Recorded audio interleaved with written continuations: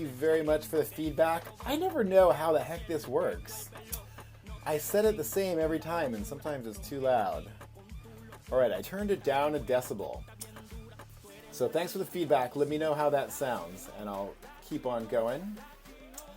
So let's see. So that was about churn. What is churn? And let's see. Why learn about churn? Well, I might make a quick pitch for why this is important. I say it's the most common data science problem in the world because every product or service has a churn problem. Every product or service today, that is.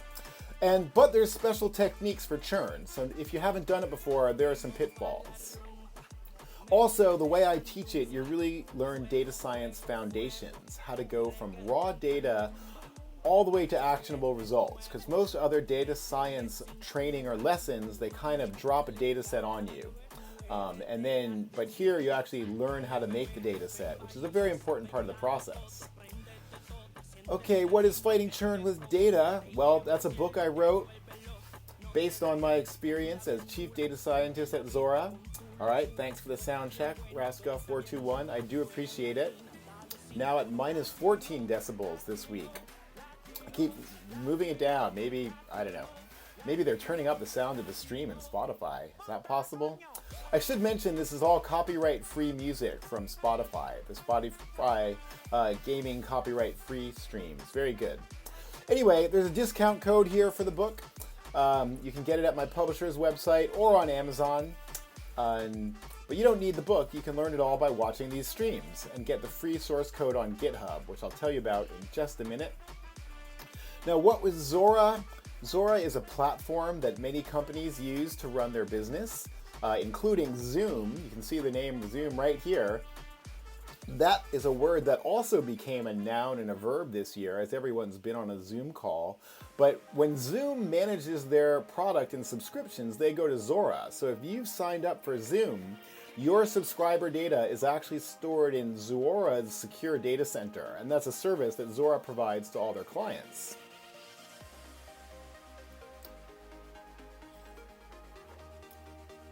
And working at Zora is how I got so much experience at churn. Excuse me a moment.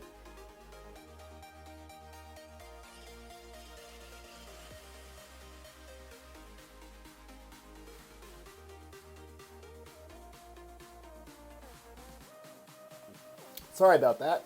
Kind of getting my throat scratchy there. I don't think I'm sick or anything.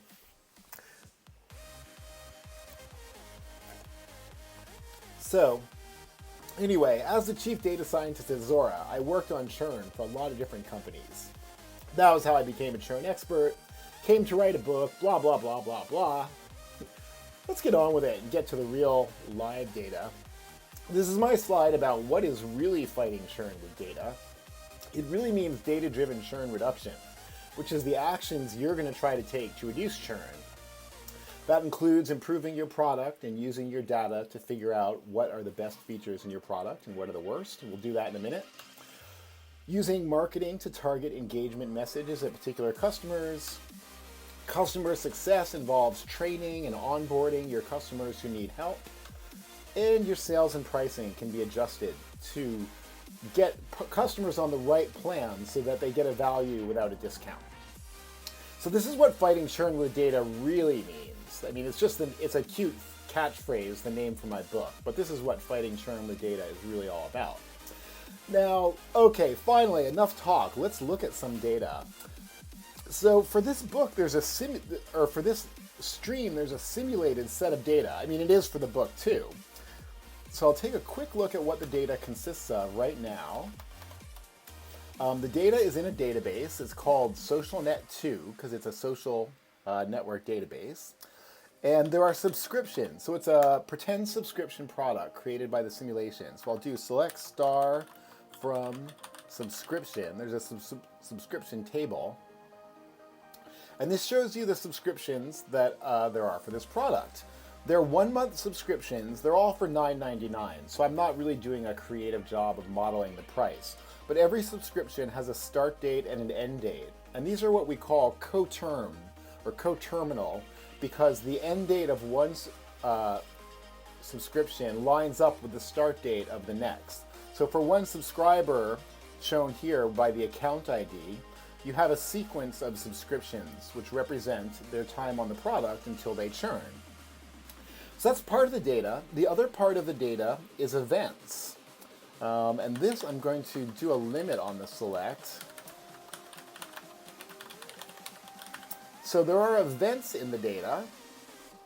Let's see. I guess I have to do order by before the limit. There's your little SQL, first little SQL lesson from the day. So select star from event, order by event time with a limit. So this shows that the events all have an account ID and also a time. And there's a type for the events too, but it's just a number, so it's not very instructive. So there's also a type table which illustrates the types for the event. So I'll show you that now. I'll add an alias for the event from event E, join event type. I think it's event type. I think it's the event type name table. Let me actually go back and check my schema. I haven't looked at this for a little while. No, it's just plain event type. Okay, so start from event type T on. Let's make an in on clause on event type ID. And so now we can actually see what the events are.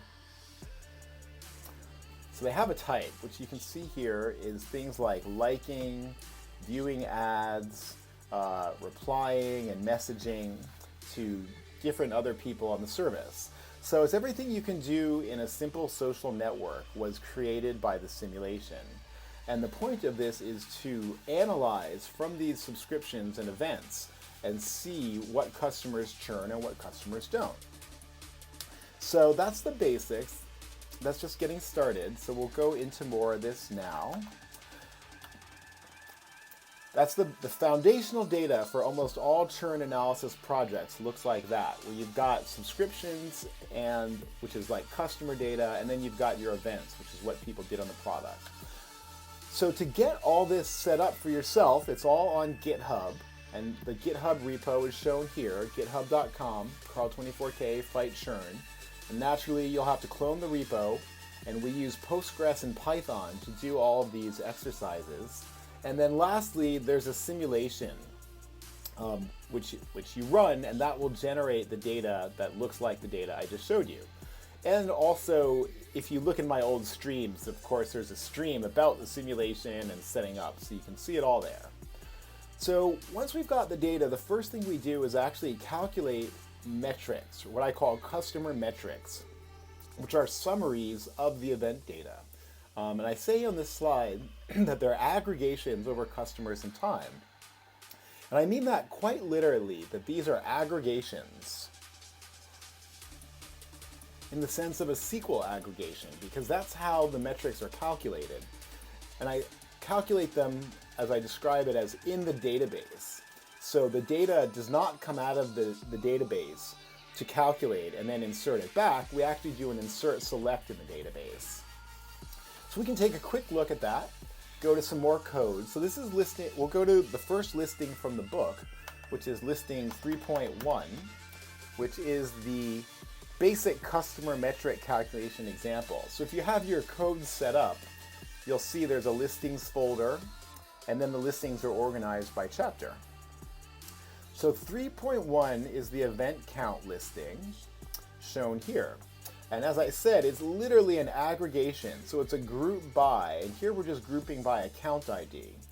So we calculate the metrics for one individual date in this example. In the real calculation, you'll calculate it for many dates and then save it in the database. This is an example. So we set a date and an event by the event type shown here. And then a date range is 28 days in this case before the event. And then the metric itself is calculated as simply the count of the number of events in that date range. And it's run individually for each account because of the group by. So let's look at the configurations I've got set up here. See if I can run. Yeah, I already have it set up for chapter 3, listing 1. I did a stream or 2 streams on chapter 3 already. So I still have one of those set up. So here's a quick running it from the program. There's a program that comes with a book which can be used to run the SQL listings and the other Python listings that come with the book. And each time you run it, it'll print out the SQL shown here. So as you can see in the screen, this SQL is like the one in the source code, but with actual dates and names substituted for the bind variables. And a bind variable in the code here starts with this % sign. So you see there were these two bind variables in the original code. They get substituted in. Oh, and here's the result of the SQL. So you can see for each account, this calculates the number of like events in the last month and just prints them out. And that is the result of a basic metric calculation SQL. Although really in a real churn analysis scenario, you would calculate the metrics for many days for every account and then store that all back to the database. So that's the metric calculation. And after calculating several metrics, we have all the data we need to make a data set. And this is a summary of the data set that we're using for the customer churn simulation. So we were just looking at a metric for the likes. So there's a metric for like per month, and then also all these other events that were from the simulation. New friend per month, post per month, add view per month, dislike per month. And these are all calculated for all the customers over a range of dates. The columns here show you different summary metrics about the data. One is the percentage of customers that had a non-zero value for the metric, shown here. So you can see some of the events are more rare, like unfriend, only 25% of customers had that metric. And the mean was only 0.3. On the other hand, likes per month, 99% of the customers have had a like, and the average is 95. There's also some very extreme outliers in this data set shown here. 6,600 for the most likes. That person must really be on the social network a lot. Of course, this is just a simulation, so don't blame me if it's not completely realistic. But it's good for learning churn. And you know, the reason we use a simulation is because it's hard to get real customer data to do teaching and training with. So the simulation's pretty cool. So there's a listing 5.2 which calculates these statistics.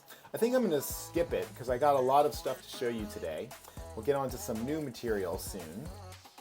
But this is to show you all the different metrics that are in the data set to catch you up in case you didn't see the previous streams. So we've got around 8 or 9 metrics. Also on the top row here, there's a summary element for churn, which is the percentage of churners in the data set. And here we can see that's 4.1%. So in the data set we created, there's a 4% churn rate. And that's also an output of the statistics.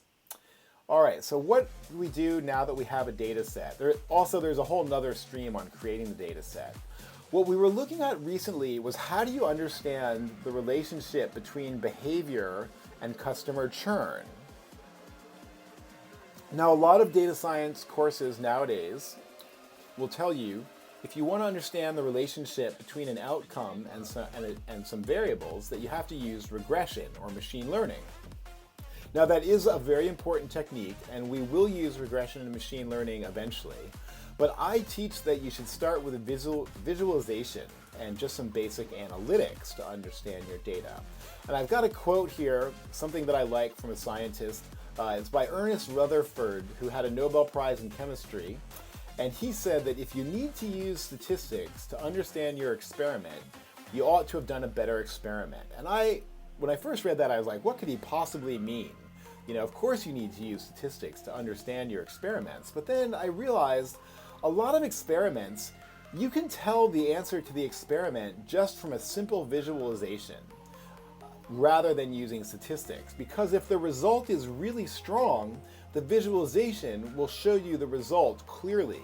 And it'll be so strong you don't even need to do a statistical test to prove that there's a relationship.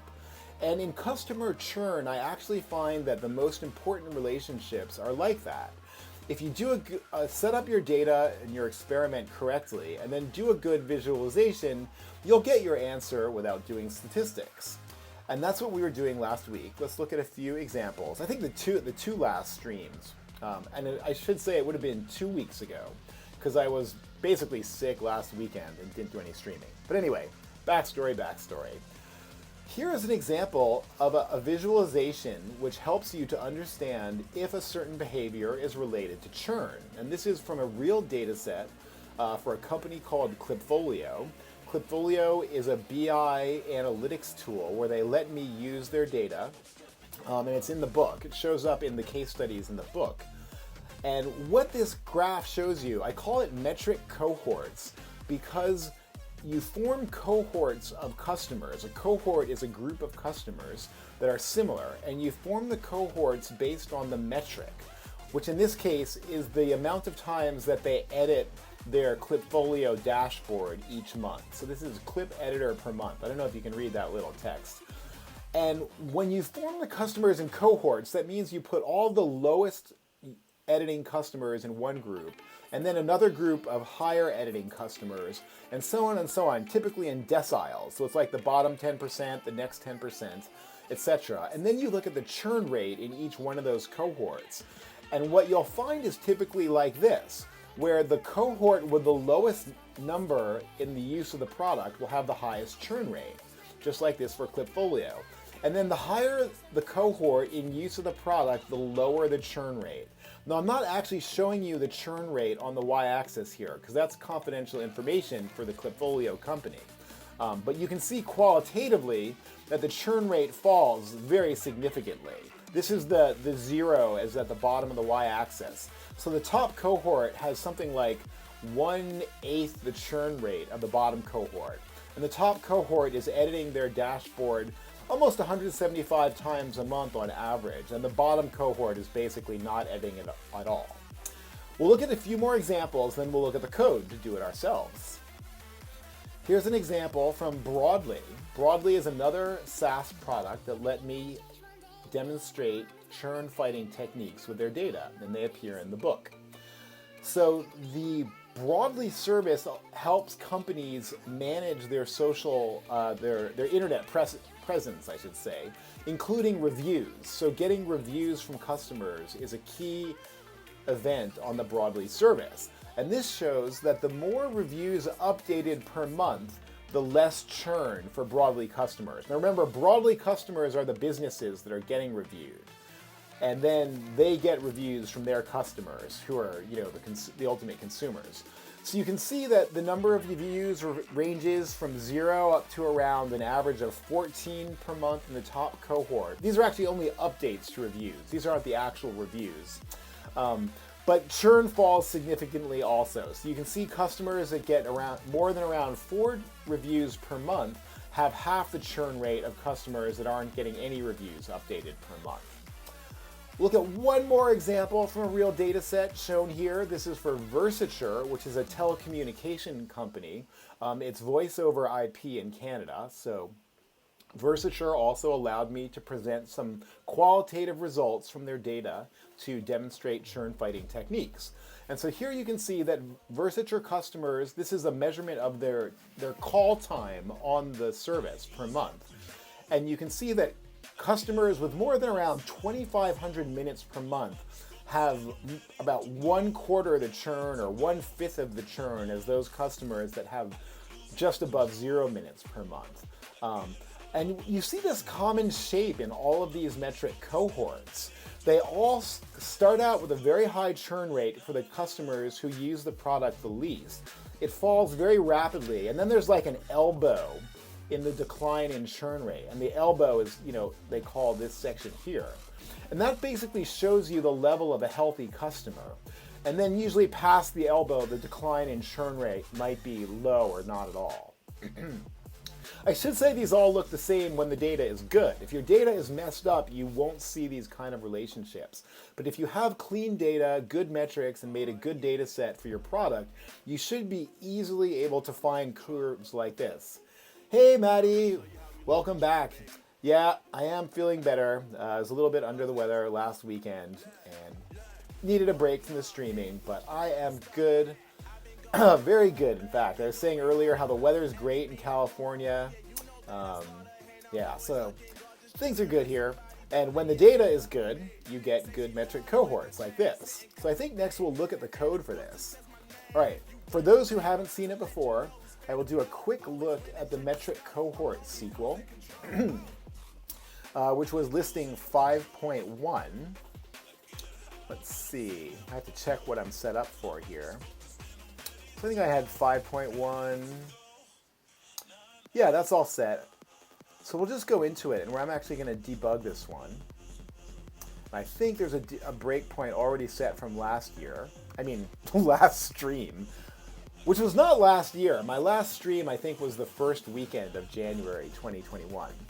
So this is listing 5.1, which is the cohort plot listing. We're going to make a plot like the ones we just looked at. So the first thing we do is check that the path to the data set is good, because the data set was saved previously. And then it's opened using pandas. So it's opened as a pandas data frame. Now I'm going to do something risky. I'm going to try to show you the data set in pandas to convince you that it's a data set. This has been known to crash my stream, so crossing my fingers here. Don't crash and show me the data. Well, I haven't crashed, but it's not showing me any data. Usually takes a minute. Oh, there we go. No, come on, you can do it, pandas. You can do it. I swear this usually works. Yay, there's a data set. Okay, so this is really a data set, as we finally proved you. And this is a cool feature of PyCharm, that you can open up a data set and view it like this, actually. So the index column is made up of the date and the account ID, shown here on the left. The next column is the outcome for whether or not the customer churned. And then these other columns are all those metrics, like per month, new friend per month, etc. All right, so that's the data set that we've loaded. We won't have to look at that again. The next thing we do is we use the qcut function, which is also from pandas, to calculate the cohorts. So instead of writing my own logic to calculate those cohorts, I just use this qcut function, which stands for quantized discretization. That means grouping the customers into bins based on the quantiles, which are the dividing points in the data. Well, I don't have time to explain quantiles and deciles today. If you want to know about quantiles and deciles, put it in the chat. But for now, let's keep moving. We use the group by function on the output of qcut, which is a series. The output of qcut is a series giving you the group assignment for each element. And then we use group by and the mean function to calculate the mean of the metric and the mean of the churn rate in that cohort. Well, in all the cohorts, really. And then I pop those mean values into a little data frame. This one we can show more quickly because it's pretty small. So this is a data frame created from the results of the quantile discretization on the cohorts. And you can already kind of see from this highlighting that the churn rate falls as the post per month rises, just like for a real product. And the rest of this is actually just running the plot. Let's see. The figure is getting opened up in another window. But this is just using Matplotlib to put in, draw in the result of the cohort analysis. Here you can see in my own cohort analysis, I actually plot the churn rate because this is simulation data. This is not confidential. And you can see that the bottom cohort has a churn rate more than 8%, and it goes down to between 1 and 2% for the other, the higher cohorts. And then I save the plot, and that's it for this function. How do I get it to quit? Keep going. I think I want this button. All right, so that is how we make the metric cohorts, and we did a bunch of those in earlier streams. Let's see, I think I have them on the next slide. Whoops, no, not back to the code. Okay, so this is the simulation cohorts that we did in the earlier streams. This is the one for likes per month.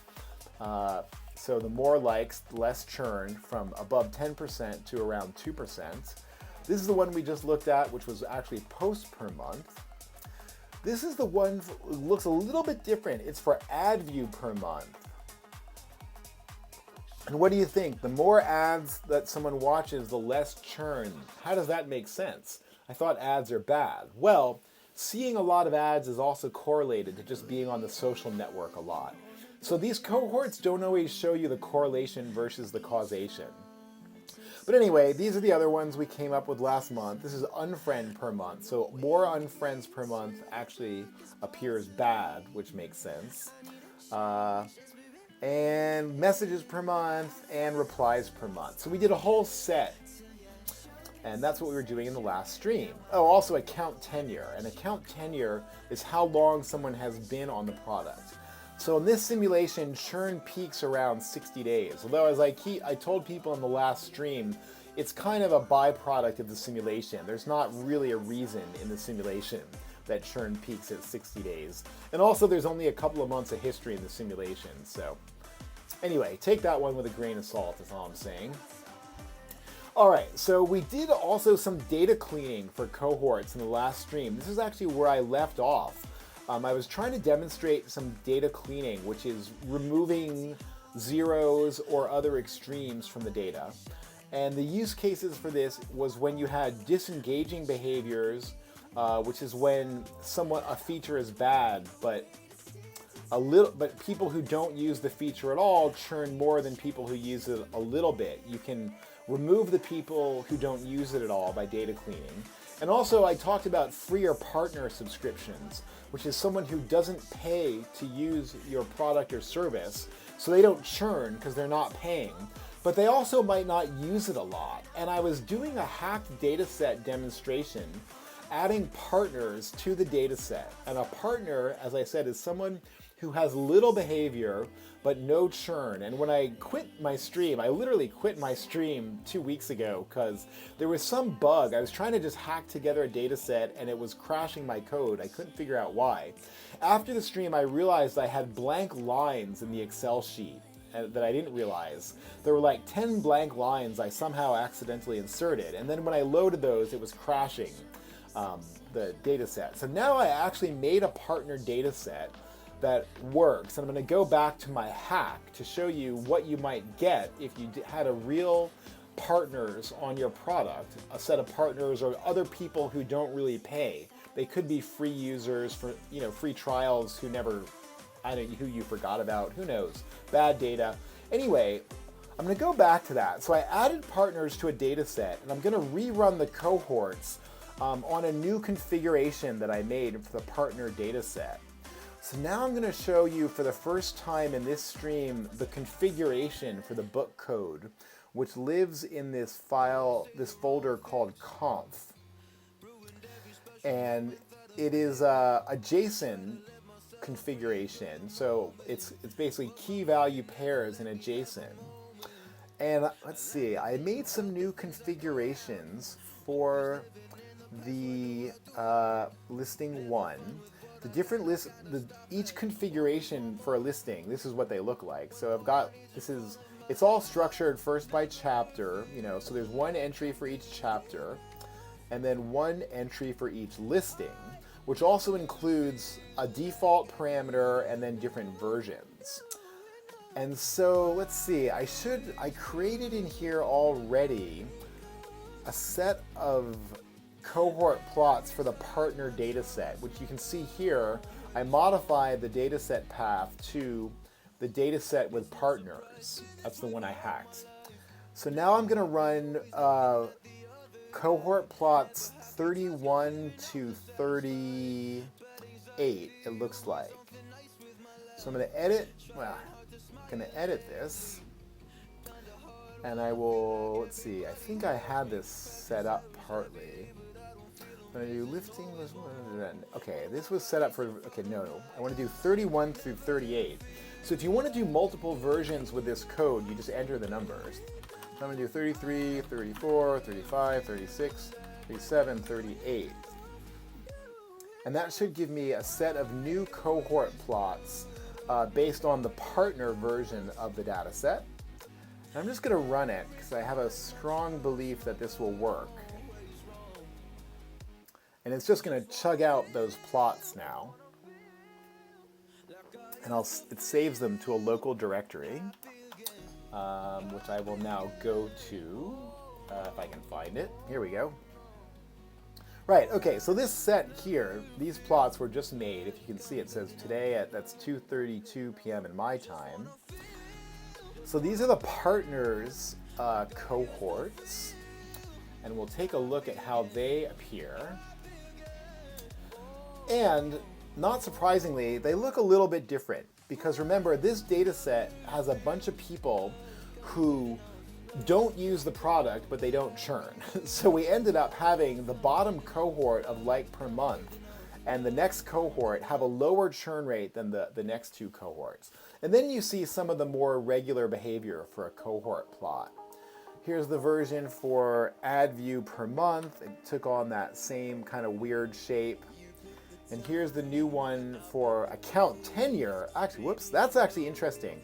In the simulation, I gave the partners longer account tenure. So anyone with a very long account tenure has to be a partner. Yeah, I did go to some trouble to make this accessible. But I wanted everyone to see how this actually works. So this is what you might see if you have partners or other non-paying users in your own data set. And I made this with, like I said, just a hack, a copy paste in Excel. Now let's look at the cleaning code. That's the next thing I'm supposed to demonstrate. So I reran the cohorts. Now I'm supposed to remove the partners from the data set to demonstrate the cleaning code in listing 5.4. And the cleaning code, I introduced it in an earlier stream, but I never actually ran it. So now I have a new configuration for listing 5.4. Let's see. Oops, well, I better close up the configuration for listing 1. All right, so listing 5.4, I called it remove invalid. The partners in an example like this, they're not really invalid. Okay, this says it only has one set of parameters. So actually, I need to create a new configuration for listing 4. And as usual, the best way to do this is to copy an old configuration, copy an old one. I just have to remember what these look like. So I put in, the key should be V1. Now I need a new entry here. And I need to specify the partner data set, which I'll copy from my old ones that had the partner data set here. So my new version of listing 4, the new configuration, I should say, has the new dataset path. Now it says unfriend per month. The min valid is what the data is going to be cleaned according to. So I'm going to set a different version also for this. Well, actually, so this has to be specified as its own little object, as you'll see in a second. So I have this contained object in the version 1 parameters, min valid. And let me look at those cohorts again. So it looks like the partners, what do they really have 0 on? They don't seem to have a lot of likes per month. So I'm going to say I'm only going to take people with like per month greater than 0. So I think that means I'm going to say like per month, minimum valid of 1. And this is going to be for my listing 4 version. So that should be the right configuration to clean this data set. Let me double check my configuration here. I did kind of try to do this before. So this is listing 4. No, but I need a version 1 here because I just made a new version. All right, let's try debugging this. First, let's go to the listing and make sure I've got a breakpoint, because we're going to actually look at the data cleaning in Python in just a second once I find it. So it's chapter 5, listing 4, and again, all this source code is on my GitHub repo. This is not the most brilliant data cleaning function. I want to be honest here. It's very basic, and it only works with small data.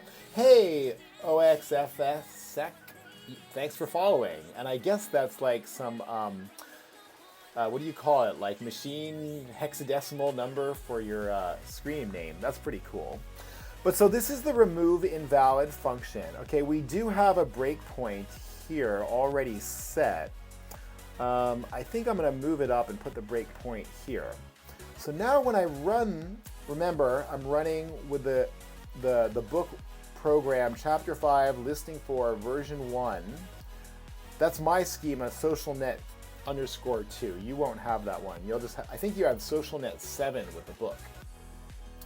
So we're going to pop up in this function any moment now.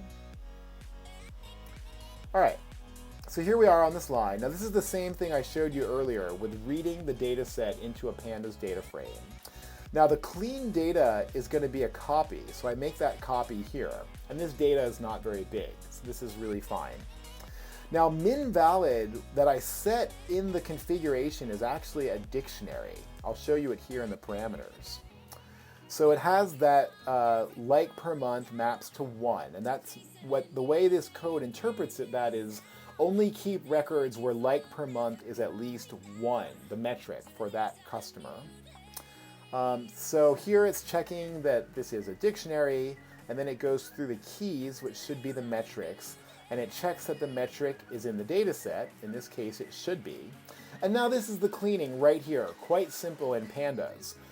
Just setting the data frame to be the same data frame, but only this is going to select the rows where the metric is greater than, this is the minimum, this is, you know, what's in my dictionary. But this loop would run over multiple columns if necessary.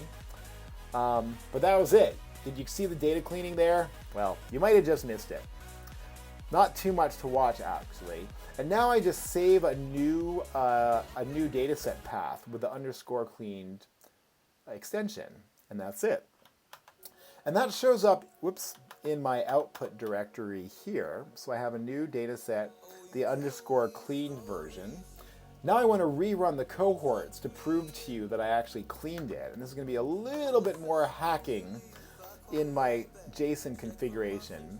But I promise you we'll be basically done with hacking the configuration for the day. Let's see, this was my configuration. So I'm done with listing 4. That was my cleaning. Now I want to run more cohorts with the clean version. And I'm going to follow the tried and true tactic of copy, pasting, and modifying my configuration. Copy, paste, and modify are words to live by for any developer or data scientist. The key is to remember the modification. So my modification, I copied the version configurations 31 through 38. Now I need to quickly edit them to be 41 through 48 because I can't duplicate my old configurations. You can actually see PyCharm is warning me that this is a duplicate key in my JSON. If you can see that highlighting. So that's like a useful little feature there. All right, so now I've renamed these to 41 through 48. And now I need to point them at the new clean data set. So remember, it was, I think, dataset _partners _clean. So I'm just going to do a little search replace here to make those new listings. Let me just double check that name.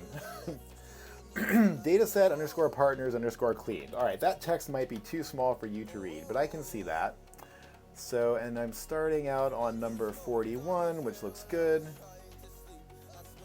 So I'm just going to do this 8 times and then stop because I don't want to keep renaming in my other configurations. All right, so that was it. I should be good now on running my new set of cohorts. I just need a new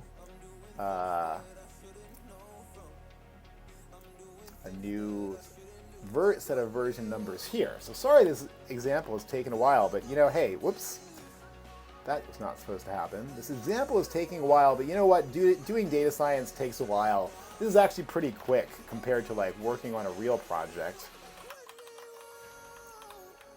This is kind of staged to make it easy because I did some of the prep work in advance.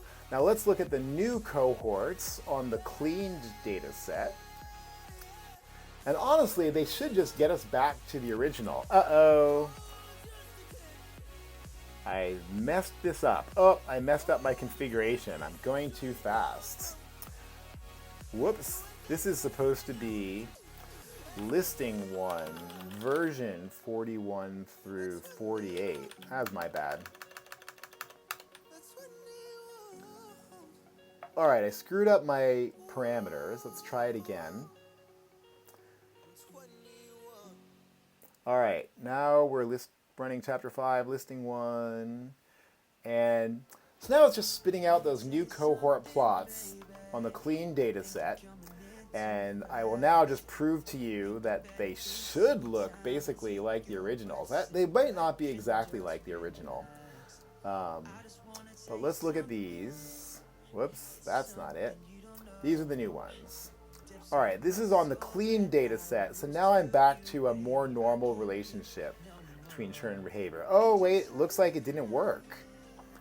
These ones are still messed up. No likes per month. Oh, these ones are still messed up. Some of them look better. Looks like I didn't clean the data set enough.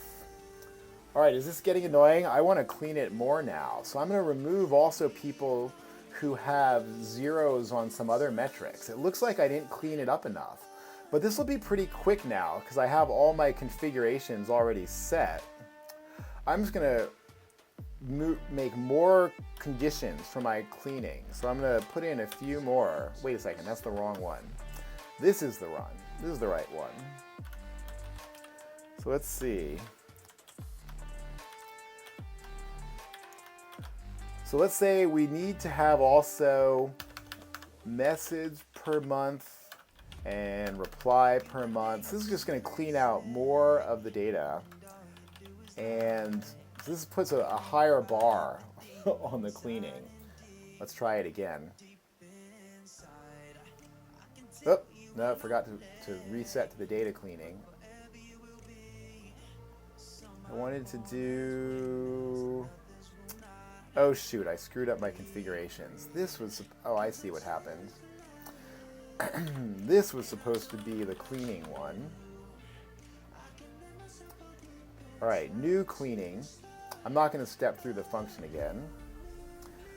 Oh, now I'm screwing it up again. Maybe we'd better debug it. All right, I'm going to go in and debug with this dictionary.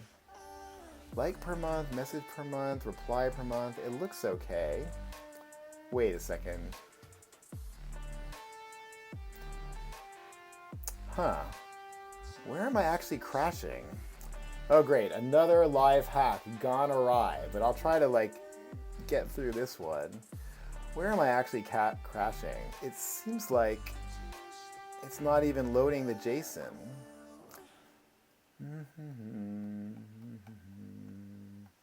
Seems like I have a problem with my parameters. But this should be good. What actually happened here? Did I mess something else up in here?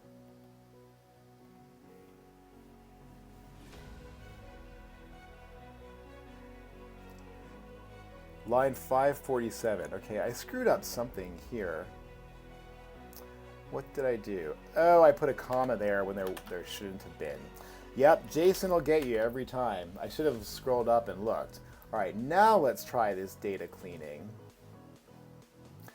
All right, now I've cleaned my data set again. I got to go back to these damn configurations because I changed the wrong one last time. Now I'm going to rerun versions 41 through 48. There's no syntax for running a range of parameters. Rerun those cohorts 41 through 48 and maybe this live hack will finally be a success. So I showed you first time the cleaning wasn't good enough, so now I've cleaned even more. Let's see. Let's close those up. All right, so here are the new versions that we just saved. Hopefully these are going to look better, and if they don't, I'm going to move on to a new subject anyway. Oh, holy moly, my cleaning worked, which basically just means I recovered the original data set. Okay, oh, this one's still a little bit messed up. Well, add view per month was always messed up, actually, because it's one of those negative ones. Count tenure. Okay, so these look pretty similar to what we started out with. You can see there's still a little bit of changes due to having the partner data and then cleaning the partner data. But at least I've successfully demonstrated that you can have messed up cohorts due to partners or other kinds of free trial situations, and then you can clean it. Oh wait, I missed some comments. Multi-line edit would be an alternative next time. Option plus dragging your mouse down the lines. Okay. Gotta work on my pie chart technique. And CatGerd2, hey, I'm new to the channel. No idea about data science. What tool are you using for cleaning the data? I'm using a script that I wrote here. So yeah, that was PyCharm. Yeah, and thanks, Maddie, for answering the questions. While I was so focused on getting my hack to work, missed the questions. But thanks everyone in the chat for participating. And especially Maddie Two Shoes for answering the questions while I'm spacing out. All right, so back to the stream. That was actually just finishing my last stream. So far it's taken me 45 minutes just to kind of catch up on last week. And now I'm finally gonna do something new. Oh, no, sorry, I have to tell you one more thing from last week. We talked about scores based on metrics.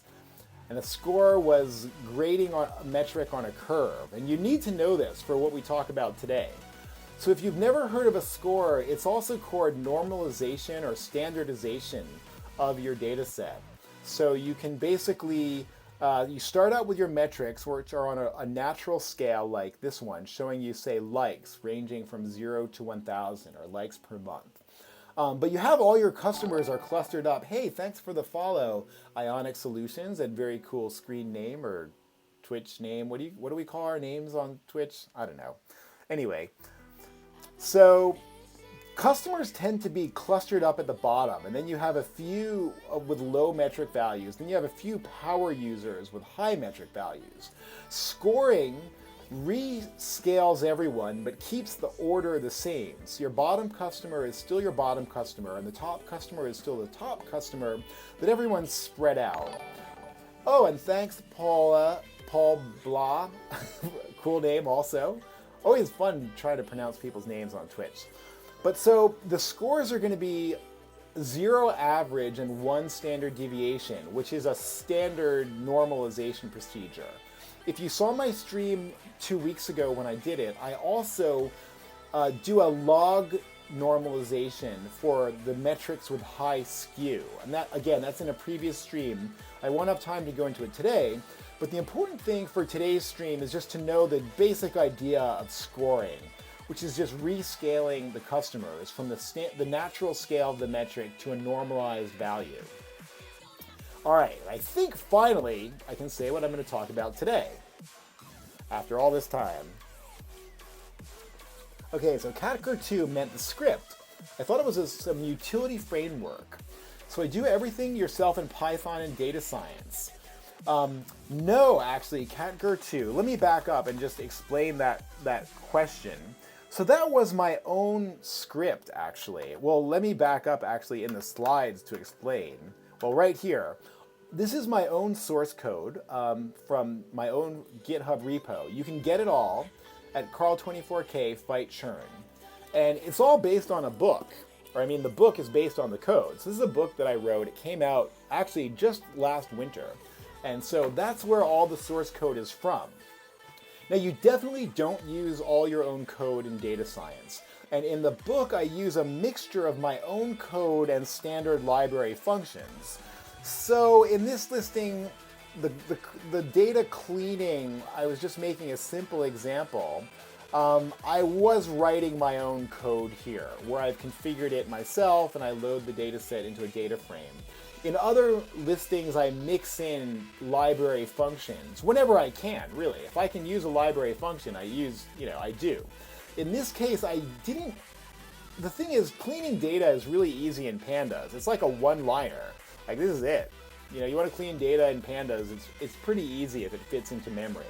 So, well, and the truth is, I am using a library. I'm using the Pandas library to do all the hard work. And if you looked at the earlier listing I looked at today, I was also using Pandas. And in the next listings, you're going to see more use of pandas. So I basically write my own logic around pandas data frames to do most of the tasks. And I'm glad Ionic Solutions is into pandas. I'm definitely into pandas, although to be honest, I'm an R guy too. I like swing both ways in data science. That means you use R and pandas. Haha, get it? Or it's bilingual. Anyway, so that's to catch up and answer those questions. What I wanted to talk about today is the, oh yeah, thanks for your interest, Kat Gertu. Today we want to talk about the relationship between the behaviors themselves. So what is it? What am I talking about as a relationship between behaviors? Two behaviors, I would say, in this context are related when having a high value of one behavior goes along with having a high value of another behavior. Meaning if you do a lot of likes, for example, you probably also do a lot of posts. Or in any product, you tend to have that the people who do a lot of one thing do a lot of another thing. Now, why does it matter that behaviors, customer behaviors, are related to each other? Number one, you will probably have a lot of customer metrics if you're doing this kind of work for a real product or service. I'm going to show you real examples from my case studies in just a minute. But the thing I want to explain is the simulation only has 8 metrics. And I tried to make the simulation realistic, but it's not that realistic. And 8 metrics is not that many. In a real data set, you're going to have dozens and dozens of metrics, maybe 100. I typically have between 50 and 100 customer metrics. And the problem is a lot of them are strongly related to each other. So they have a similar relationship between churn for the customer. And when you have so many metrics, it's really like information overload. And it's hard to prioritize and strategize when you have so many related behaviors. And we'll look at examples of what I mean in just a sec. Well, actually, I can't remember what's on the next slide. It surprises me every time. Let's see. So, correlation is what we're talking about. Correlation measures the relationship between behaviors. And these are examples of correlations illustrated with a scatter plot and shown for real data sets that I worked on. So these are from the 3 companies that I introduced earlier in the stream. Clipfolio, which is a BI dashboard tool, and this plot shows the relationship between clip edits from the dashboard and clip edits, or something like that. They're 2 very related events in the Clipfolio system, so they have a correlation of 0.98. Now, if you remember or know anything about correlations, they only go up to 1. So having a correlation of 0.98 is an example of 2 very highly correlated metrics.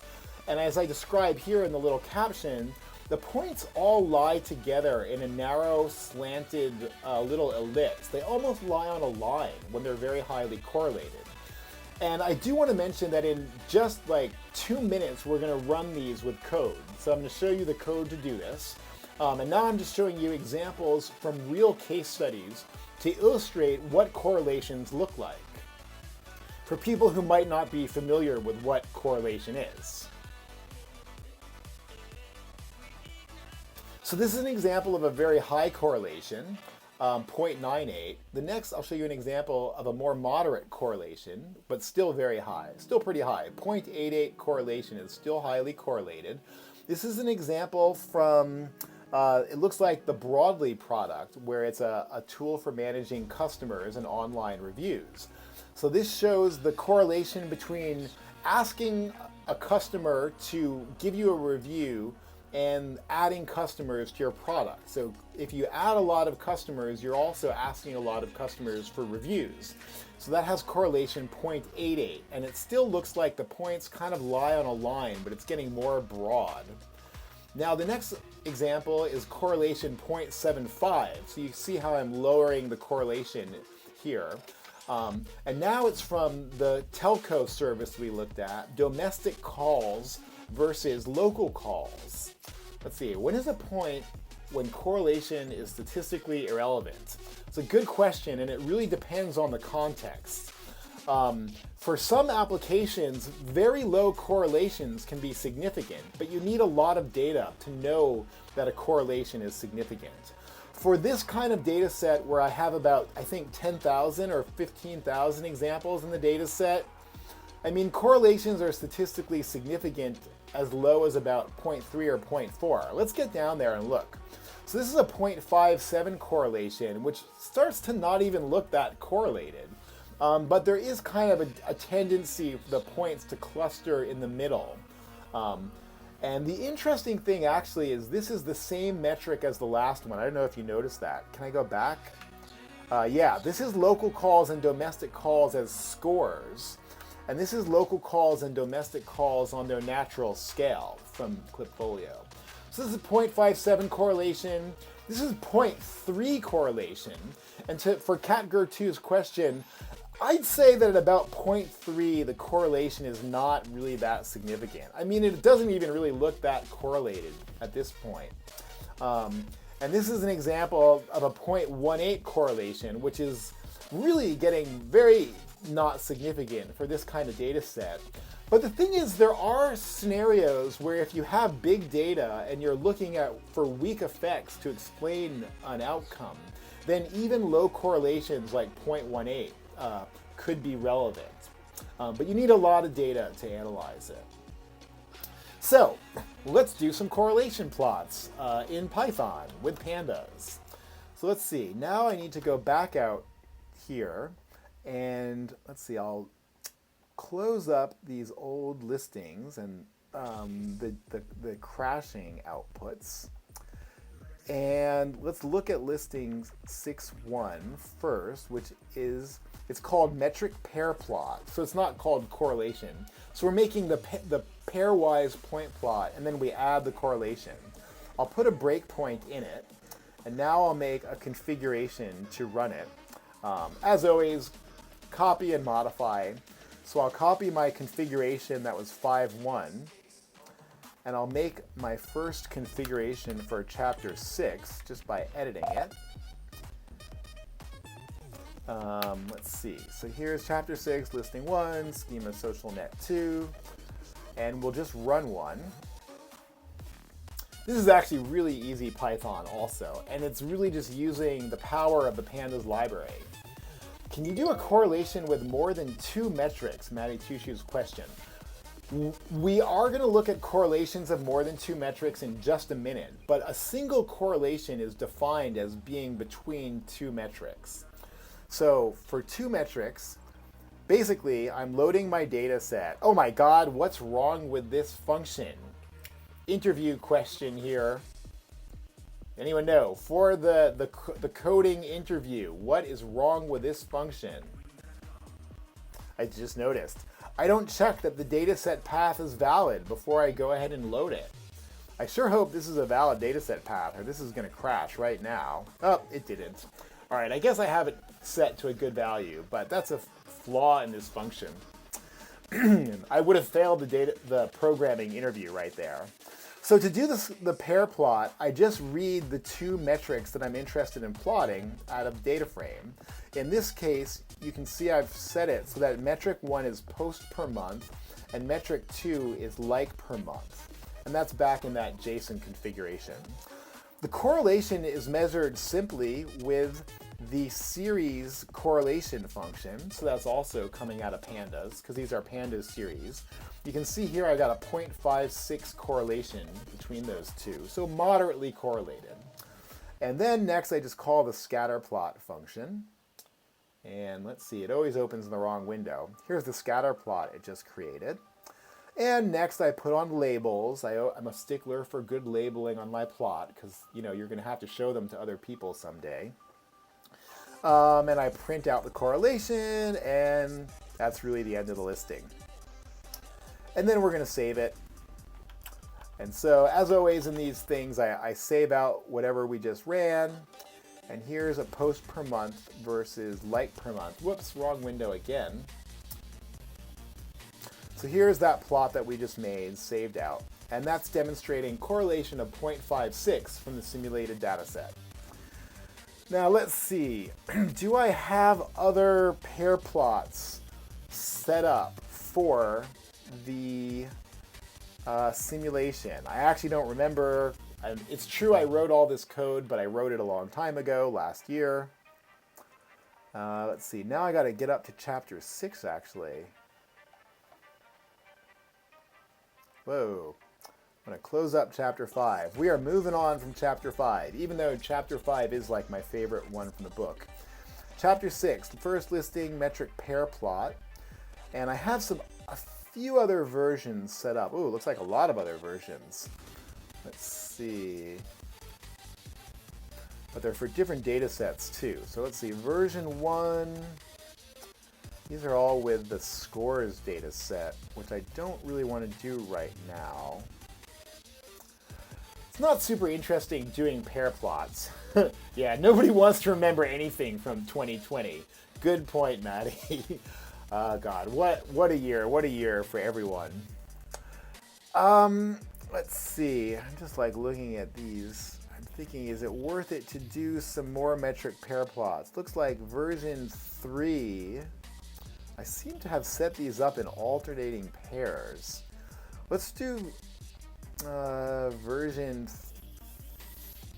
I guess I can do version 1, 3, and 5 or something. Just look at a few more pair plots before we go on to the next subject. I'll make version 1, 3, 5. We'll try looking at those. Just to look at a few more pair plots.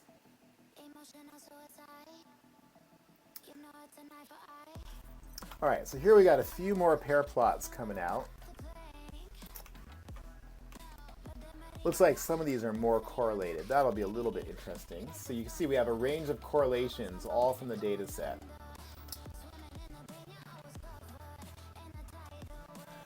Now, oh, this is actually using the metric scores. That's why this looks so funky. And good thing I explained scores earlier on the stream. So here when you look at post per month and like per month, do you notice how they're different? Because now they range from like -3 to 4, on both axes. And this is kind of centered around 0. So now this is the correlation between the normalized or scored metrics. And this is useful. It often makes the correlations look stronger. And you can actually see these discretized levels of the score at low values. That's very typical. And these are actually the scores which literally count to the lowest possible metric values, like 0 post per month, 1, 2, 3, and then they all kind of blend together. But that's one of the properties of the log scaled scoring I do, so that it kind of like spreads out at the low end and compresses together at the high end to smooth out everything and give it the right properties. So anyway, this shows a 0.65 correlation between two metrics in the scored data set.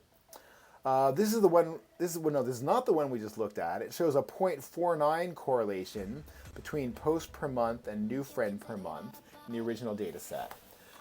Category 2, are these funky lines because of the simulated data set? I just thought about fake election data that looks kind of similar. Oh, okay. Sorry, so yeah, I actually was just answering that question without seeing your question. These are because of converting the data set to scores and normalizing it. And so it's the same data set, but after you do the score conversion, it looks like this. So that's the answer to that.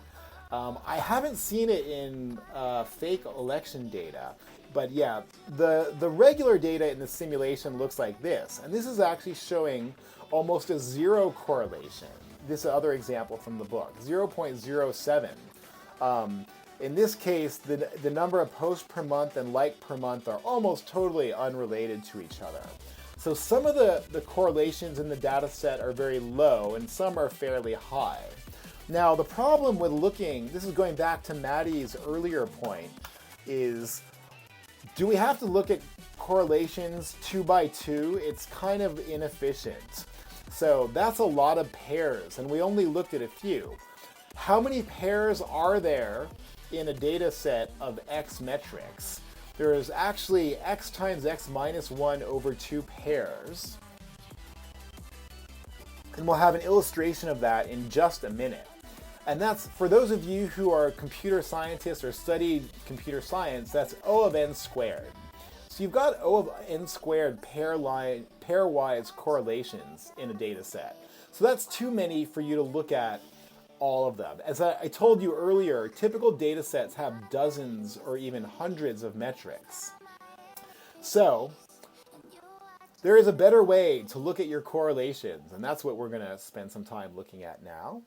That is a correlation matrix. So probably any of you who have already studied statistics or data science have already seen correlation matrices. And I will explain it briefly right now, and then of course we'll go calculate one. So the correlation matrix shows you the pairwise correlation between all the metrics in your data set. And because there's only 8 metrics in the data set, we can look at that easily on one screen right here. Now the ones on the diagonal are for the self-correlation of every metric.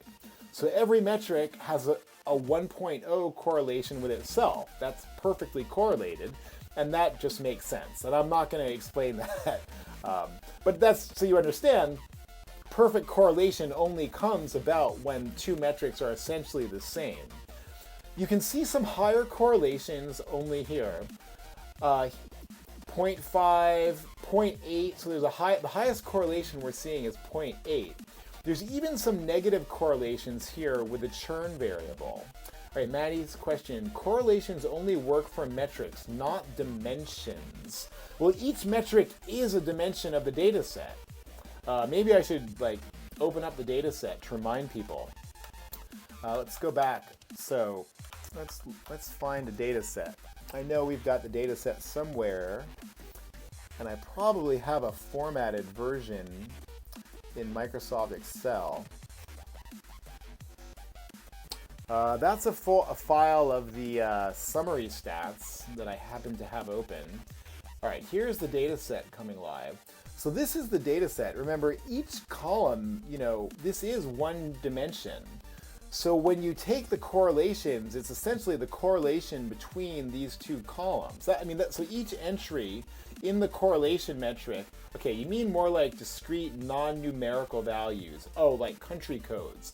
Okay, yeah, we don't really use correlation matrices for codes. That's actually an interesting subject, which I kind of get into it in the book. It's kind of getting in the weeds for the stream. So correlation matrix is generally, okay, yeah, you meant dimensions like factors is what they say in R, or levels. Yeah, you don't really use a correlation matrix for binary or 0-1 variables or categories. You use it for metrics, and it's based on those coefficients like I was showing you. And so again, right, in this correlation matrix for the simulated data set, you can see some weak correlations, some moderate correlations like 0.4, some high correlations like 0.8. And all right, so that's what our correlation data set looks like. And we'll see how to calculate this in just a second, right now actually. So that was listing 6.2. And we'll see that with the power of pandas, calculating a correlation matrix is actually very easy. As usual, I'll just duplicate this listing, and I'll just say listing 2. And let's get to listing 6.2 to set a breakpoint before I run it. So this is listing 6.2. As with most of them, it starts with just opening up the data. And once again, this listing fails the coder interview because I don't check the data set path for validity before I open it into a pandas data frame, as I'm about to do. Now, the correlation calculation, are you ready? It's shown here on line 7. This is it. You just take your data frame and call the core function on it, and it will automatically give you the correlation matrix in another data frame. So here it is, and we'll take a quick look at it. So this is the correlation matrix that I was just showing you in the slide, formatted in rainbow colors, and here it's shown in pie charm blue, red, and purple colors. But hopefully that looks similar enough to you that you believe this is the correlation matrix that we just calculated. And that's really it. I actually don't make the heat map in Pandas. And people might wonder, why don't I make a heat map in Pandas? Or you wouldn't make it with Pandas actually, but you could make a heat map in Python, probably using Matplotlib.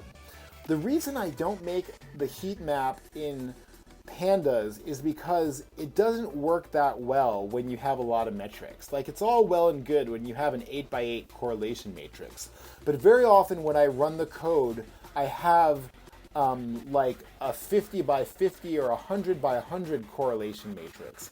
And then it's too big to really look at if you just make it into an image.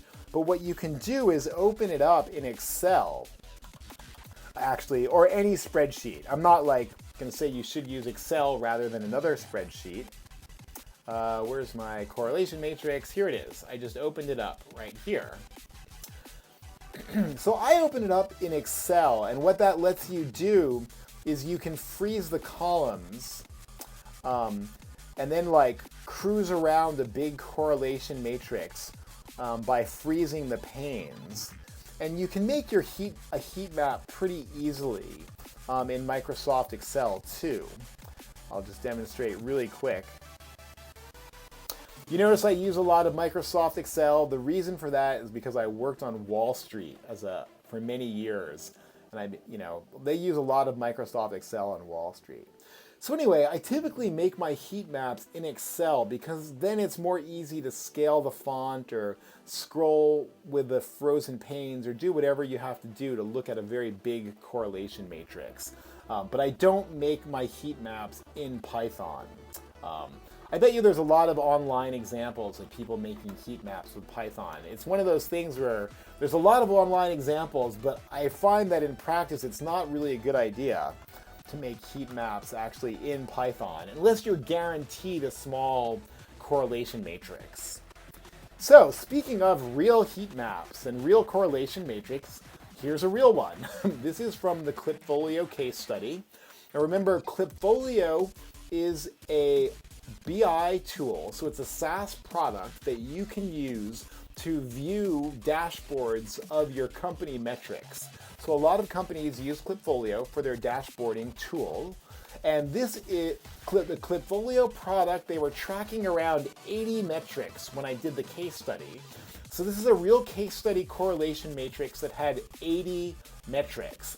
And this is what I'm talking about, how if you made this image in Python and put like little text labels on the side, it would be like way too small to read. And if you put like the numbers of the correlations in this heat map, you'd never be able to see it.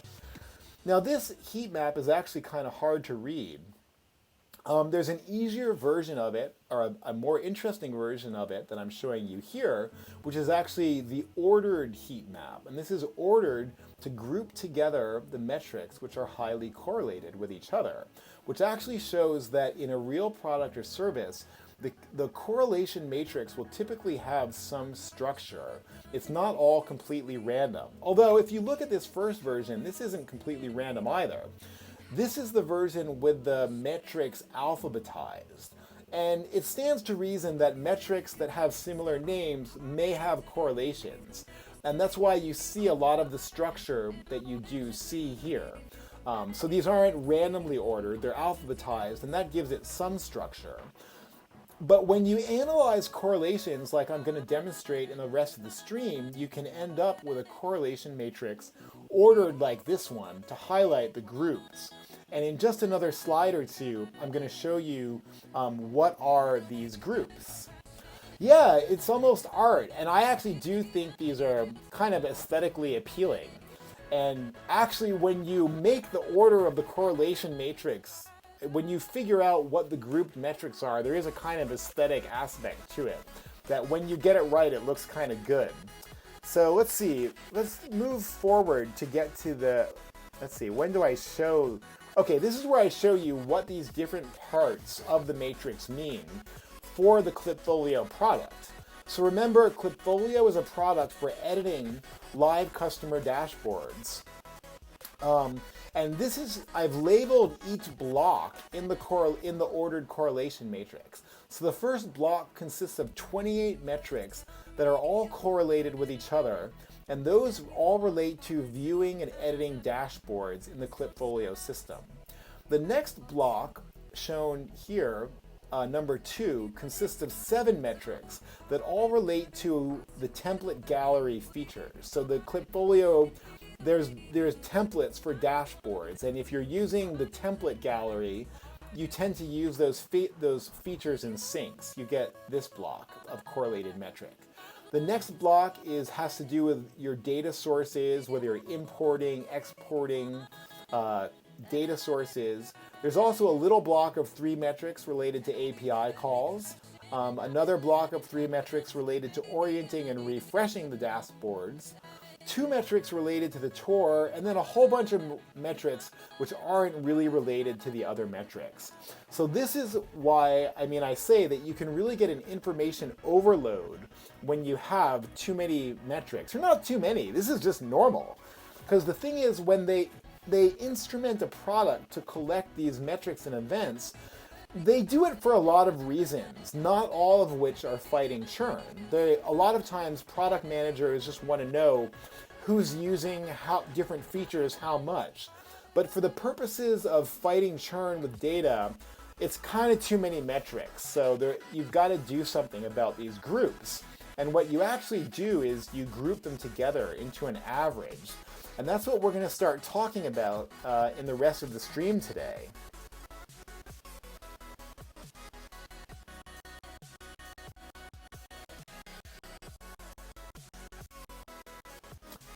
So let's see, what is next? We're going to, I think, talk about putting the metrics together into groups to make them easier to work with when you have so many.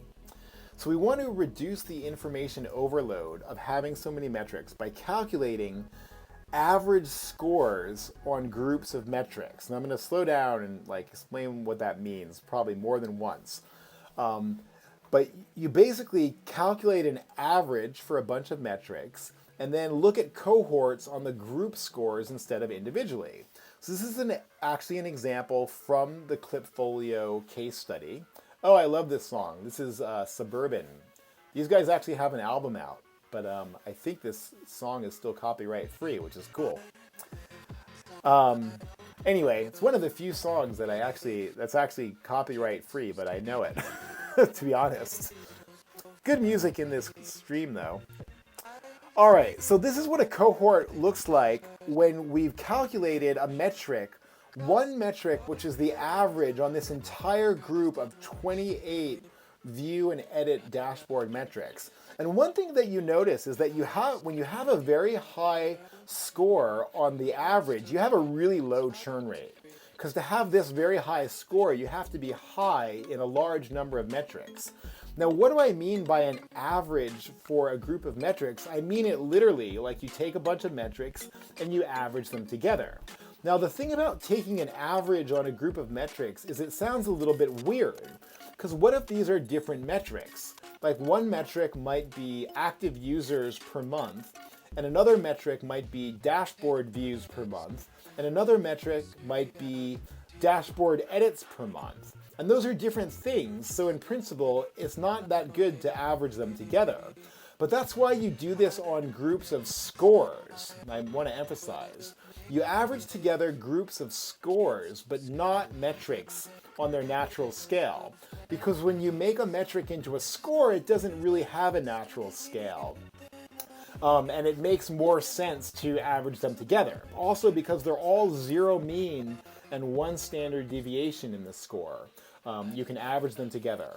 So now in the next part of the stream, I'm actually going to explain how we average the metrics together. And not really how we get the groups together. This is a toy problem illustrating what I mean by averaging together a bunch of metrics. And you do it with a matrix that shows you what metrics to average together. So I'm going to talk through this toy problem, and then in a little bit we'll look at the code that does it. So in the top here, this is our pretend data set with 5 accounts and 6 metrics. And the logins, reads, and replies are all correlated and should be group 1. And the write and send metrics should be group 2. This is not exactly the simulation, but it's kind of based off the simulation into a toy problem. And just pretend that the like score is not correlated with the others. Now, in this matrix in the middle, which we call the loading matrix, you explain which metrics are going to be averaged together into a group. And you also show the weight in an average. So group 1 is going to consist of 3 metrics: login, read, and reply. So to average together 3 metrics, you give them all a weight of 0.33, or 1/3. And you put that in the row for group 1. And then you put zeros in these other entries, because they are not part of group 1. For group 2, on row 2, we put 0.5 in the 2 columns for send and write. And that'll average together send and write. So for example, account 1 has minus 1.6 and minus 1.4, and when they average together, they get minus 1.5. Account 2 has 1.1 and 0 on send and write, and when we average them together, we get 0.6, well, rounding off to 1 decimal place. And so you can see how these weights here both indicate which metrics are to be averaged together and what is the weight that you have to use in a multiplication to average them. And lastly, if a metric is not going to be averaged with any others, it just gets a 1 in the loading matrix. And this is the resulting average scores that you would get for this simple toy problem. And so this loading matrix both shows you what elements to average and what the multiplier is in forming the average. Okay, that's part 1 of averaging together the scores. This is a real loading matrix from the one that we were just looking at. So like I was saying, the first group is going to be averaged together with all of these weights in the loading matrix. And this indicates that if this was the average that we were making, this is what the entries would be. And then group 2 gets these entries here, group 3, 4. And again, I make this point to illustrate why are you doing this? Because the truth is, it's not really that necessary for a small data set with only 8 metrics. It's more important when you have a data set like this one with 80 metrics. I think it's 75, 77. So a lot of metrics in this one. And this is going to reduce the information overload by averaging together all the highly correlated metrics in these groups. All right, so that's what a real case will look like. Now this is actually teaching you more about how the averaging works. Oh, Maddie, gotta sleep. Thank you for staying up so late. Sorry that it's so late in the European time zone, but definitely thanks for joining me, and I'll see you around on the streams. So let's see. This is an illustration of matrix multiplication, if you haven't seen that before. On the top, I'm showing the loading matrix again that we just looked at. 0.33, 0.33, 0.33, 0.5, 0.5, and 1. And on the left, I'm showing you the scores. Matrix multiplication is actually the operation that we were just looking at. It means that you form a new element in the result matrix by multiplying together element by element the column of the loading matrix and the row of the score matrix. And so you see, this is again, the 0.33 multiplies the first 3 elements, and then zeros multiply these others to form the first elements. And so this is exactly the calculation we were doing on the previous slide, but now I've flipped the loading matrix on its side. Here I've got the loading matrix flipped on its side too. And there's a good reason for that, because it's much easier to read, because you have more metrics than you have groups, right? So it's easier to put the groups in the columns. Now, it's also the right orientation for matrix multiplication, is that you'll see when we run the code for this, that the loading matrix has to be in a columnar orientation to actually do the multiplication operation. So this is showing you what a matrix multiplication is, and that's actually how you implement the averaging together of the groups to form the average scores. Let's see, what's next? And this is the example for the simulation. I'm showing you what will the ordered correlation matrix for the simulation look like. It's going to have add, view, like, and post in one group. And that has these entries, 0.33, 0.33, 0.3 in the loading matrix. And then we're going to average together message and reply. And that has entries 0.5, 0.5 in the loading matrix. And then the tenure, dislike, new friend, and unfriend, we're going to keep not as part of any group because their correlations are less. They're actually moderately correlated with the first three, but I decided to keep them separate in this analysis. And we'll go more into the reasons for that in future streams. But this is the loading matrix that corresponds to this grouping. And this is the one that we're actually going to use to illustrate the averaging together of the metrics from the simulation. Which is, I think, next to our next live coding and hacking section, will be to apply the metric groups listing 6.3 and also run cohorts on the metric group scores. Now, I should already have a loading matrix here, and I'm going to find it and show it to you. I calculated this before doing the stream, and I'm not actually showing you how we get this loading matrix. That will be in the next stream. But this is the loading matrix that I already had for the simulation data set. And it's pretty similar to the one I just showed you. You might notice it's a little bit different actually. Why? Well, I'm not actually using weights 0.33, 0.33, 0.33 to average together two metrics, nor am I using weights of 0.5 to average together two metrics. And there's a reason for that. I'm not going to go into it immediately. These weights are actually a little bit higher than I would have told you for averaging together the metrics. But it's kind of going into the weeds, why we don't use those weights. But I just wanted to show you this loading matrix that is already created for this data set. And now let's actually do it.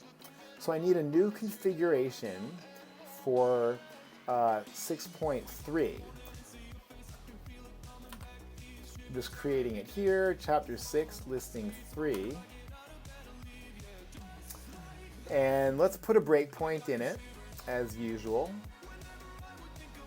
So this listing is called apply metric groups, which means given a loading matrix defining some groups, we're actually going to take the loading matrix and multiply it out to actually calculate the groups. And this is a very efficient way to calculate these averages.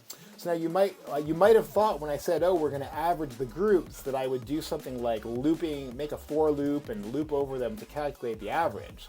No, this is much more efficient, and this scales very well to big data. So that's why we calculate these metric groups using this somewhat rounded, it might seem like a roundabout approach, that we create the loading matrix separately and then apply it rather than, doing like a for loop or something.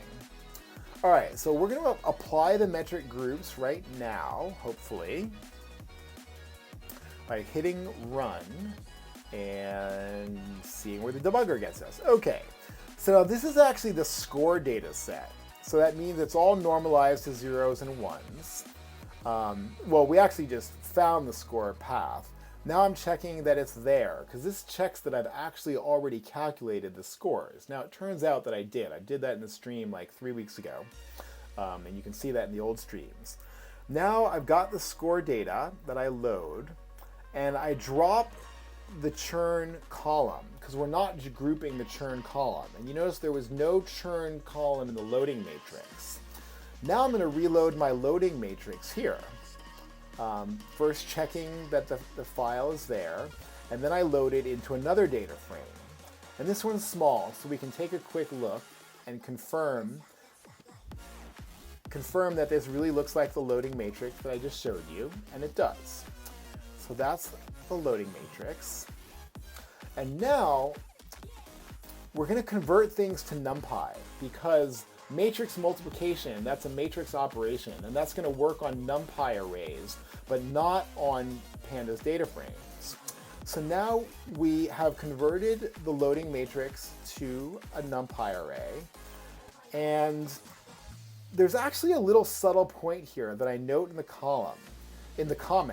Make sure the data is in the same column order as the rows of the loading matrix. Very important to make sure that they line up, because if we look at the loading matrix data frame again, let's look at that. The loading matrix data frame has this order: add view per month, like per month, post per month, message, reply. But the data set, if we look at the columns of it, which is, let's look at the columns of the data to group.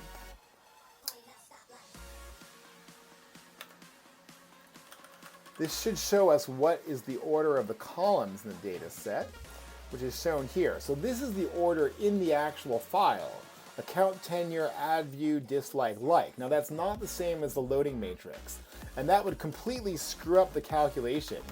Going back to the slide again, this is the calculation we're going to do. But for this to work, the rows of the loading matrix need to match up the columns of the data matrix. So we do that right here on line 18 just by putting the loading matrix index values as a selection into the data set. And then I take it to NumPy. So now I have the reordered data in a NumPy array. And then the actual calculation right here. Use NumPy matrix multiplication, just a matmul function on my data to group times the loading mat array. And that's it. And it's very fast and it scales very well to big data. So that's why it makes sense to define a loading matrix and then perform the averaging group operation using a loading matrix rather than, like a for loop or, I don't know what you would do. So now that's my group data, and that's really all there is to it. And I put back on the churn variable because I needed that. And then I've got a save path that I'm going to use to save it. And that's really it. I'll just let this finish out, and then we can go look at the data set that we saved. Should be at the top here. Yep, so here's my new group score data set. So I just put the name group score on the end. And we'll open that up in Excel, as long as it doesn't crash. Now this will look like a data set of scores. So you'll see that all the metrics are normalized to be small, between like 0 and 1. And the other thing that's now interesting about this data set is that the first two metrics are our new groups. So instead of having those old metrics, add, view, like, and post, and message and reply, I have message group 1 and message group 2. And then the ungrouped metrics remain in these other columns. Here, I can make this bigger, more legible. So these are my ungrouped metrics, the last 4. And as I said, because these are all metric scores, you can see they're all kind of like small numbers close to 0. So there's 0 mean, 1 standard deviation. So that's it. We just created a group score data set. Now returning to the program,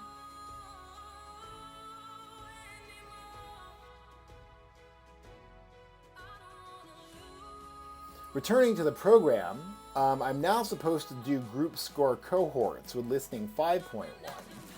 Now, it's just the same as doing cohorts with ungrouped metrics, but I have different versions of the configuration saved. So let's go back to chapter 5 now. So here we were in chapter 6. Go back to chapter 5. And it is listing 1, and I have some other versions here using the group score data set. Let's see. These are pre-configured with the book. What versions are these? I actually don't remember. Guess I'll just keep looking. It has to say like group 1 or something. Maybe it's earlier. I must have missed it.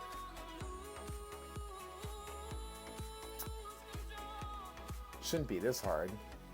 All right, here we go. No, it's version 3 all along. So this is metric group 1 for the data set of group scores. So now I'm just going to run this. And that'll be pretty easy. If I go to listening 5.1 and change it to version 3, that was the one we just picked out here from the configuration. And this will show us what the group score churn cohorts look like for the first group of the metrics from the simulation, which remember, this is now the average of ad views, likes, and posts. All popular activities. Whoops, I want to show you the result, which is going to be a new cohort plot here. We looked at how to do those cohort plots. Okay, this looks very healthy. It's a very strong relationship between the churn and the behavior. So you can see this is it says average of metric group 1. That's what we've been calculating. And because it's a score, it's mean 0, 1 standard deviation. So this is the average customer on this group of activities.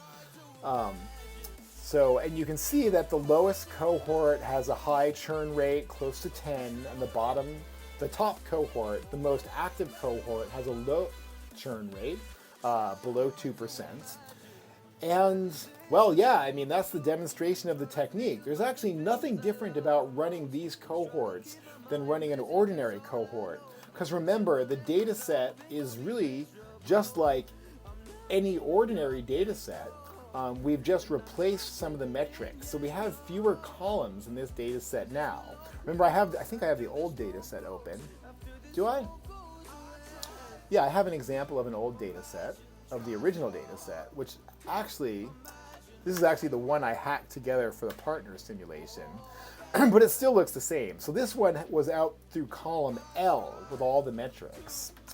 And the new data set, which we did with the group scoring, only goes up to column I. So we got rid of a few columns. Now, like I said earlier, it's actually not that big a deal for this simulation data set because the simulation data set only has 8 metrics. It's much more important when you have a real live, a live churn simulation. I mean, a real simulation. Well, like this is the one I was talking about before, where we have something like 80 metrics. And we want to group together these really related metrics like template gallery. Do we really need 7 cohorts for each template gallery metric? They're all really correlated. The same thing for these data sources. Now in the dashboard view and edit group, they're not all that correlated. So you might want to make some additional cohorts for those ones. But still, the principle really applies. So the only thing I haven't really showed you now is how to get the cohorts. I mean, how to find the groups, rather. Not how to get the cohorts. I did show you that. I need to show you how to find those groups. But we're going to do that next week. So, I think I've pretty much covered everything. Oh, hey, Lauticisturda. Hi, first time I'm watching your stream. Greetings from Argentina. Wow, great. I think you're my first visitor from Argentina. So, welcome to the stream. I'm sorry that I'm actually wrapping it up. So thank you for joining, but I think I'm going to call it a day. This is my closing stream summary, where I say fighting churn is about targeted interventions like improving your product, engaging with your customers through marketing channels, and also supporting them through training and one-on-one interactions. Metrics summarize customers' events and subscriptions, and we've been looking at a lot of examples of metrics during the stream today.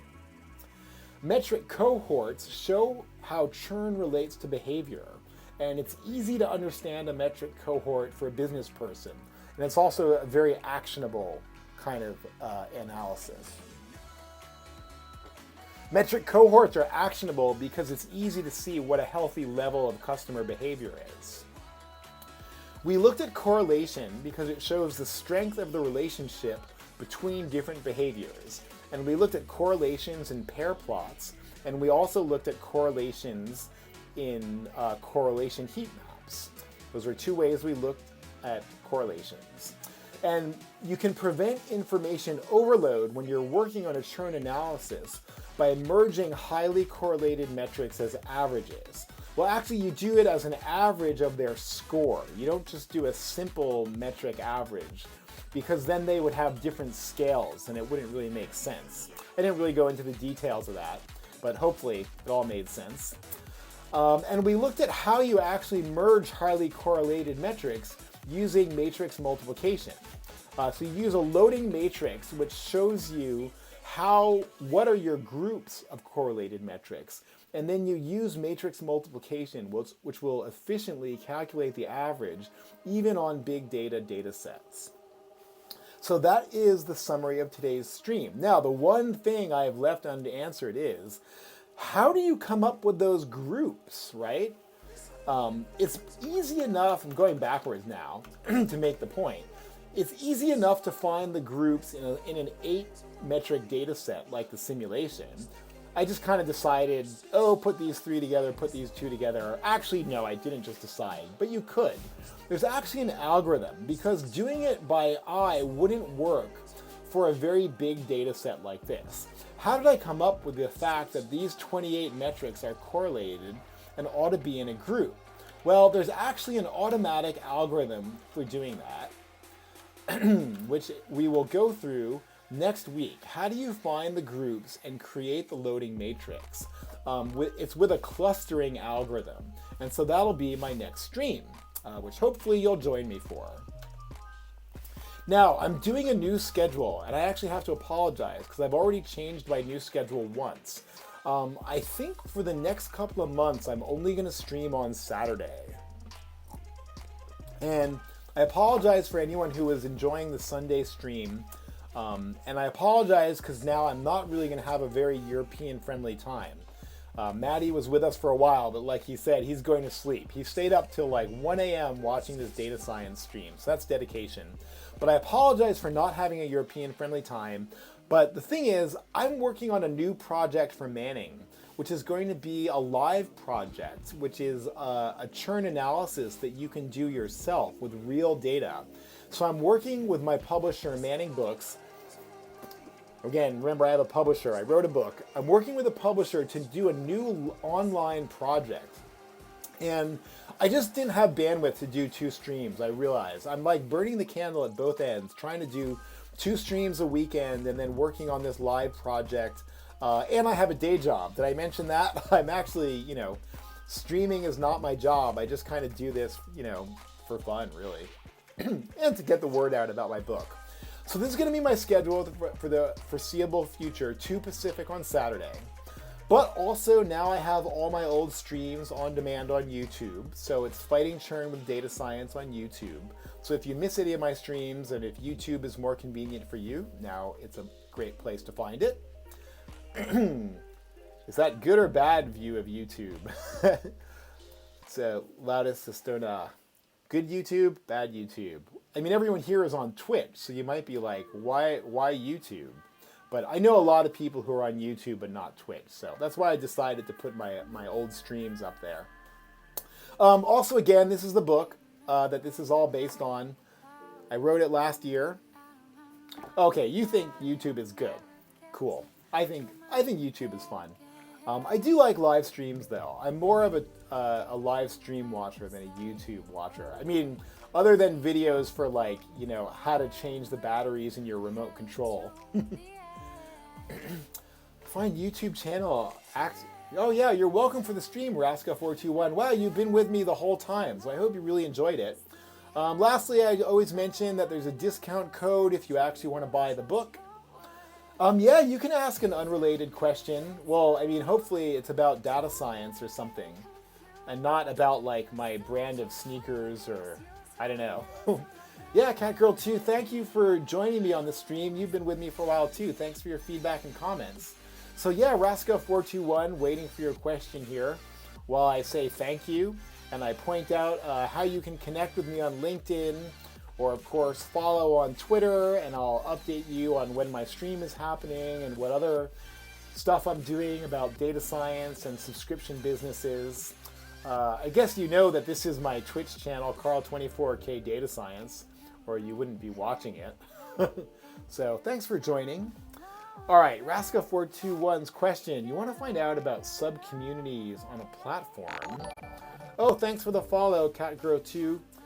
Been great having you with me today. I really enjoyed your questions. So you want to find out about sub-communities